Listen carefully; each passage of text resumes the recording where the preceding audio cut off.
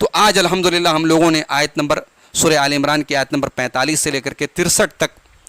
تقریباً 19 آیات آج ہم نے ان کی تفسیر کو دیکھا ہے۔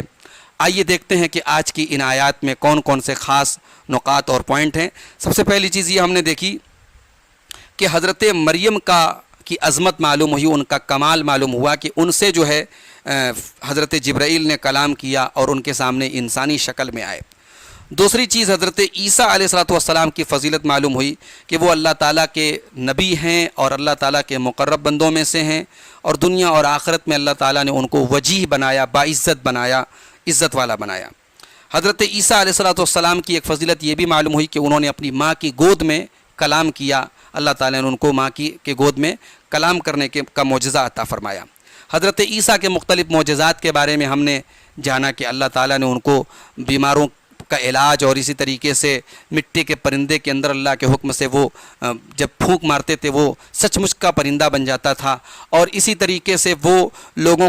مردہ لوگوں کو زندہ کر دیتے تھے اللہ کے حکم سے، اور لوگوں کو بتا دیتے تھے کیا کھا کے آئے ہو، تو وغیرہ وغیرہ یہ سارے معجزات اللہ تعالیٰ نے حضرت عیسیٰ کو عطا فرمائے۔ ایک بات یہ ہم نے پڑھی کہ اللہ تعالیٰ نے حضرت عیسیٰ کو زندہ آسمان پر اٹھا لیا ہے، اب وہ قیامت کے پہلے آخری زمانے میں دنیا میں آئیں گے، اور پھر اپنی طبعی موت کے ذریعے موت سے ہمکنار ہوں گے اور اللہ کو پیارے ہوں گے۔ اللہ تعالیٰ نے 2 موت جمع نہیں کی ہے، ان کو ابھی موت آئی نہیں ہے، جب وہ دنیا میں نازل ہوں گے تو جو ایک موت سب کو آتی ہے وہ موت ان کو آئے گی۔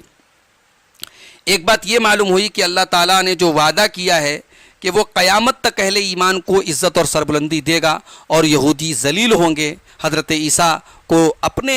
یعنی گمان کے مطابق انہوں نے سولی چڑھا دیا، لیکن بہرحال ان کو سولی تو وہ نہیں چڑھا سکے، لیکن انہوں نے مکر کیا، فریب کیا، دھوکہ دھڑی کی، اللہ تعالیٰ نے حضرت عیسیٰ کو ان سے محفوظ رکھا۔ تو اس جرم کی پاداش میں اللہ تعالیٰ نے یہودیوں کے اوپر ذلت و رسوائی مسلط کر دی، جو قیامت تک ان کے اوپر مسلط رہے گی۔ اسی طریقے سے ایک بات یہ ثابت ہوئی کہ جب آپس میں مسئلہ حل نہ ہو رہا ہو دلائل کے ساتھ، بحث کے ساتھ، تو مباہلہ کرنا بھی شریعت کا ایک حصہ ہے، اور اس کی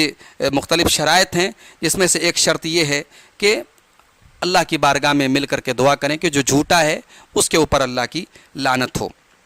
ایک چیز یہ ہم نے پڑھی کہ ہر دور میں جو معجزات نبیوں کو دیے گئے وہ اس دور کے حالات کے مطابق دیے گئے۔ حضرت عیسیٰ کو علم طب کا دور تھا تو اس سے ریلیٹڈ معجزہ دیا گیا۔ حضرت موسیٰ کے دور میں جادو کا زور زورہ تھا، اس سے ریلیٹڈ ان کو معجزہ دیا گیا۔ پیارے نبی صلی اللہ علیہ وسلم، آخری نبی صلی اللہ علیہ وسلم کے دور میں چونکہ کلام اور فصاحت اور بلاغت کا زور زورہ تھا، تو ان کو ایسا کلام دیا گیا کہ اس کلام کا، بشر کا کلام اس کلام کا مقابلہ نہیں کر سکتا ہے۔ اسی طریقے سے ایک چیز یہ معلوم ہوئی کہ اللہ تعالیٰ کے جو اولیاء ہوتے ہیں ان کی ایک نشانی یہ ہوتی ہے کہ ان کی جو زندگی کا جو منہج ہوتا ہے وہ بالکل واضح ہوتا ہے، اور وہ بالکل صاف صاف انکار کرتے ہیں، وہ اس بات کا اعلان کرتے ہیں کہ وہ اللہ کے دین پر چلتے ہیں، وہ اس میں کوئی کمپرومائز نہیں کرتے۔